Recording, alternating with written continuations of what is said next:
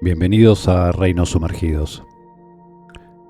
Si la palabra vudú evoca para la imaginación occidental muñecos perforados, maldiciones nocturnas y zombies sin voluntad, no es por lo que el vudú es, sino por lo que Occidente necesitó que fuera.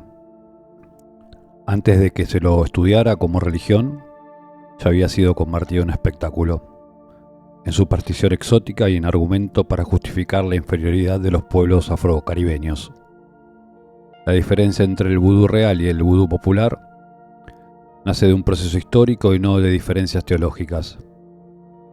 Lo que nació como un sistema ritual de relación con los espíritus se transformó fuera de Haití en una proyección del miedo colonial, del racismo científico y del imaginario cristiano sobre el mal. En su propio terreno, las montañas, los lacau, los templos familiares de Haití, el vudú no es magia agresiva ni una práctica secreta, sino una religión viva, comunitaria estructurada con sacerdotes, houngan, mambos, altares, himnos, objetos sagrados, ciclos festivos y una teología oral compleja. No gira en torno al control del otro, sino al servicio de los Lua. El servicio ritual a los espíritus que encarnan linaje, tierra, memoria y destino. La posesión no es un trastorno ni una invasión demoníaca, sino la forma en que un Lua espiritual familiar, ancestral o cósmico se hace presente para aconsejar, corregir, sanar o proteger. No coincide con la categoría de brujería que Europa proyectó sobre los cuerpos africanos. El vudú se entiende desde su origen. Una religión nacida del desarraigo forzado, del cruce entre África occidental y el Caribe esclavista, del intento de reconstruir comunidad cuando la historia destruyó todo lo demás.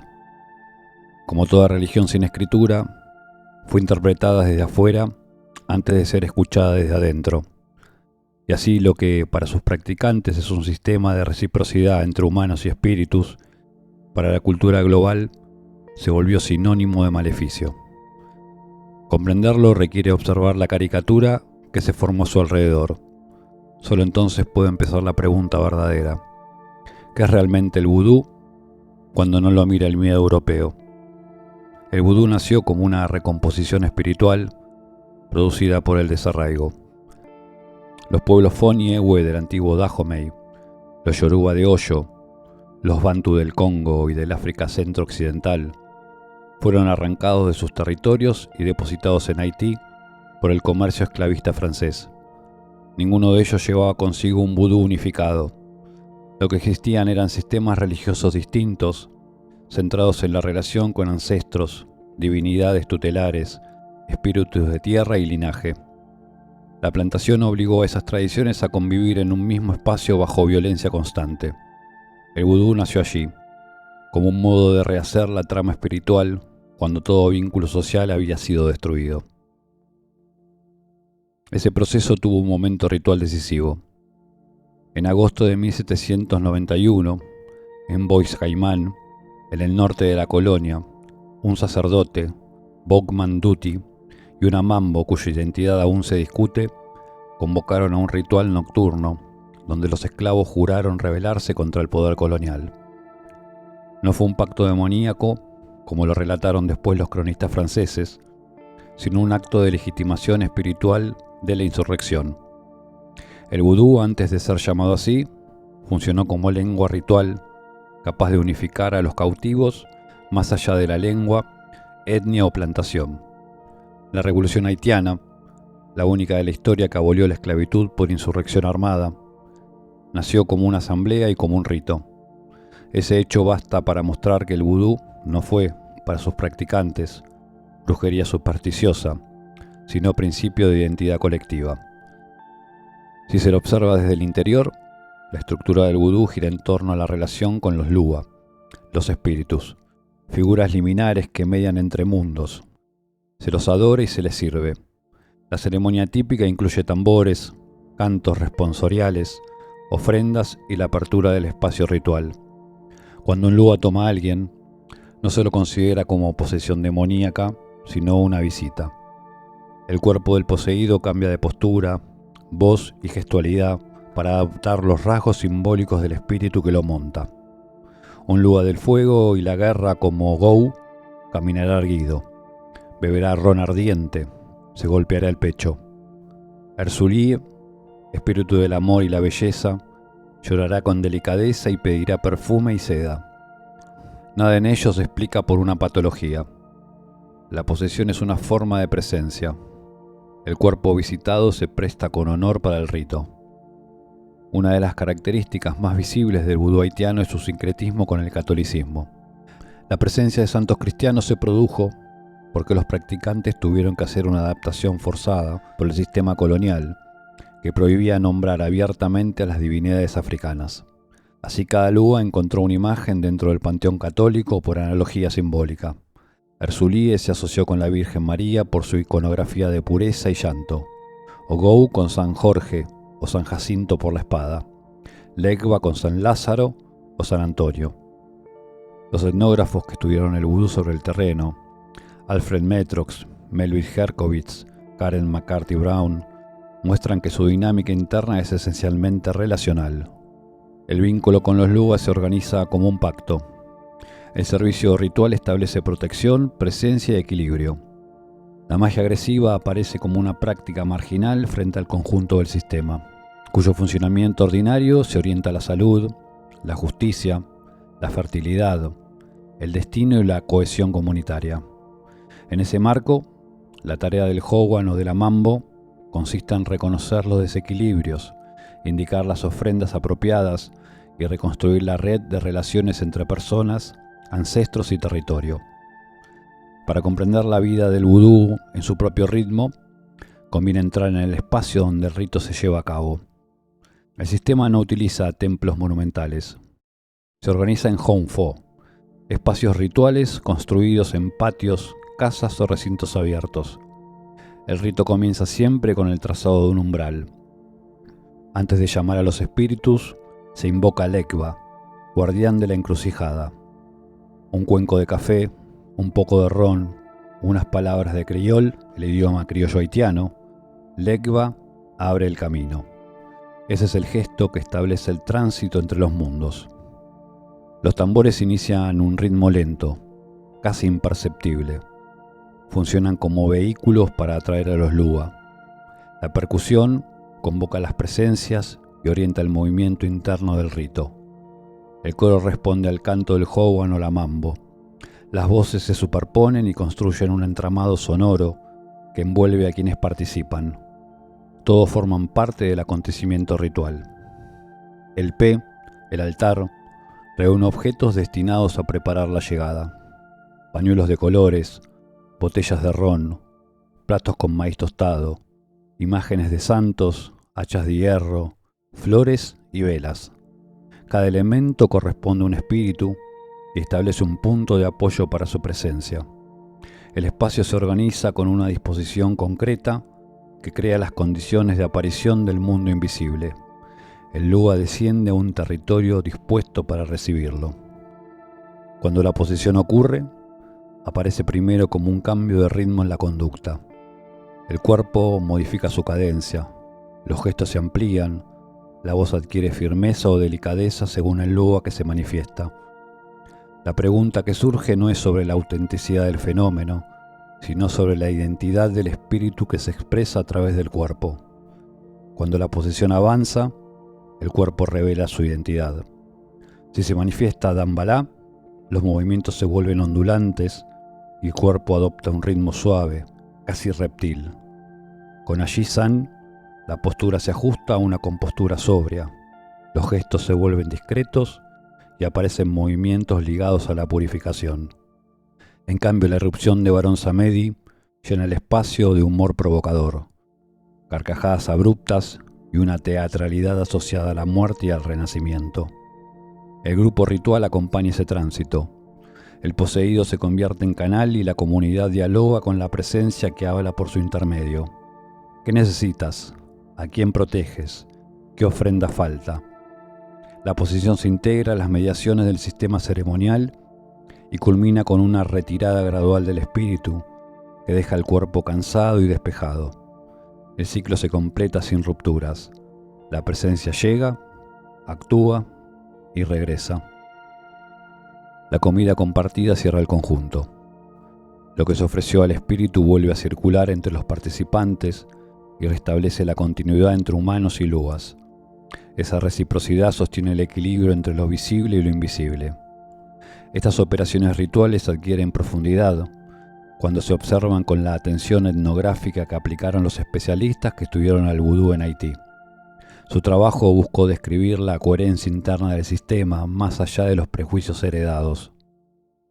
A lo largo del tiempo, distintas interpretaciones externas moldearon imágenes que se alejaron de esta estructura.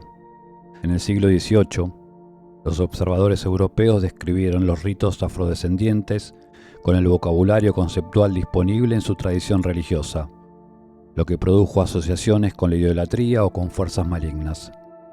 Esa lectura provenía del marco teológico cristiano, que condicionaba la comprensión de cualquier práctica espiritual que no correspondiera a su propio orden simbólico.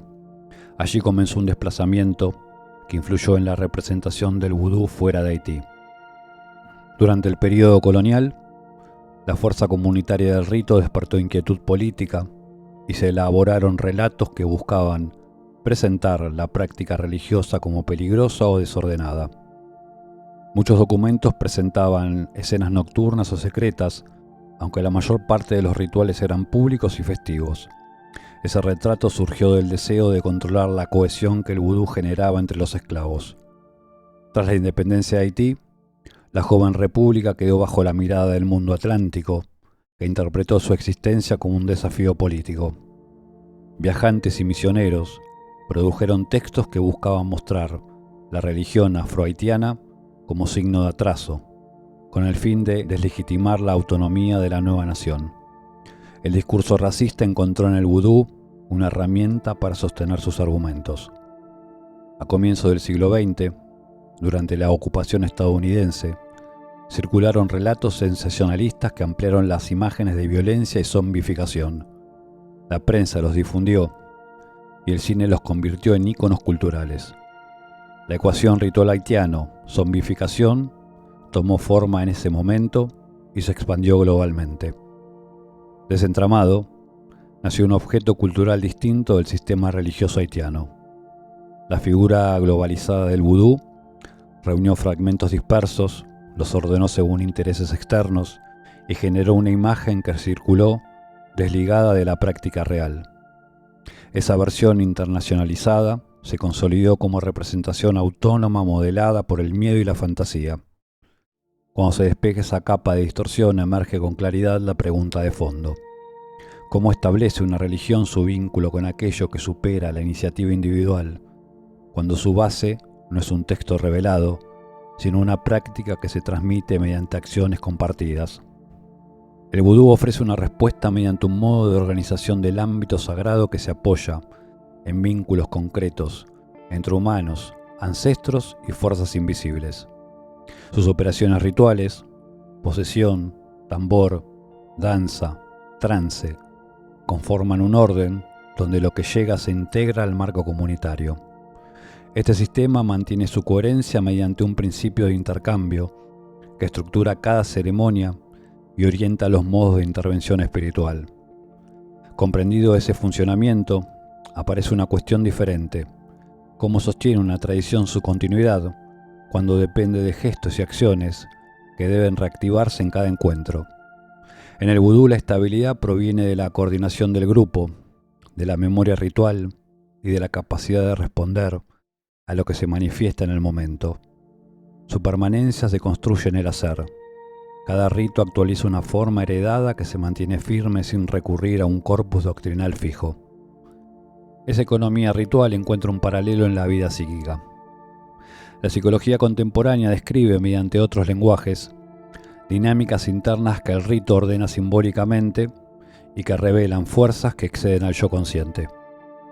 Exorcizadas las imágenes sensacionalistas que suelen rodear al vudú, Es posible reconocer que muchas de sus operaciones rituales dialogan con el funcionamiento profundo de la vida psíquica. Lo que la mirada externa interpreta como irracional adquiere otra textura cuando se lo observa sin prejuicio. Aparece como una técnica simbólica que trabaja con fuerzas que la psicología moderna describe mediante otros sistemas conceptuales. Desde la perspectiva de la psicología analítica, el psiquismo está compuesto por núcleos autónomos cargados de afecto, los complejos, capaces de irrumpir en la conciencia y modificar conducta, tono emocional y forma de expresión. Muchas de las explosiones emocionales, miedos irracionales o actitudes exageradas son motorizadas por estos complejos. Lo que ocurre en la posesión ritual es su manifestación, pero en el caso del rito ocurre de manera controlada. Cada loa manifiesta un modo específico de esa misma configuración psíquica, encauzada de acuerdo con su carácter simbólico. En las sociedades modernas, entonces, la irrupción del inconsciente suele manifestarse mediante formas sintomáticas, crisis, compulsiones, identificaciones masivas, porque no existe un marco que las organice simbólicamente. Mientras que en el vudú se ofrece un dispositivo para procesar esas fuerzas, nuestra cultura tiende a disolverlas en diagnósticos, espectáculos o discursos moralizantes. El fenómeno es el mismo, pero el tratamiento cambia. Haití lo ritualiza y lo conduce. La modernidad niega sus fundamentos, transformándolos en una anomalía. Desde esta perspectiva, el temor occidental al vudú pudo no surgir del rechazo consciente a sus prácticas, sino por el contrario, como forma de escapar a lo que el espejo de esos rituales reflejaba. La dificultad para aceptar la permeabilidad y fragilidad del yo en un contexto donde la identidad se vanagloria. Reconocer la posición implica admitir que la conciencia no gobierna por completo los movimientos del alma. En el templo esa irrupción adquiere forma, dirección y sentido comunitario. En nuestra vida cotidiana se fragmentan reacciones sin marco. El rito ofrece un marco conducente, apropiativo y coloca al ser humano en una arquitectura invisible más amplia que él mismo. Nuestra cultura responde cercenando con miedo o descrédito, que conducen en casos extremos a la medicalización. La cuestión final no apunta a la confirmación o a la refutación sobre la existencia literal de los loa, sino a la identificación de las fuerzas que orientan la vida psíquica. Algunas de esas fuerzas se expresan sin saberlo como ideales sociales: productividad, prestigio, rendimiento, identidad, consumo, capaces de ocupar la mente con intensidad comparable a la de un espíritu. El vudú recuerda que ninguna subjetividad se basta a sí misma y que la libertad se juega en la lucidez con la que reconocemos aquello que actúa en nosotros. Este reconocimiento no implica adhesión religiosa, sino atención al modo en que una tradición organiza experiencias que la psicología moderna describe de otro modo.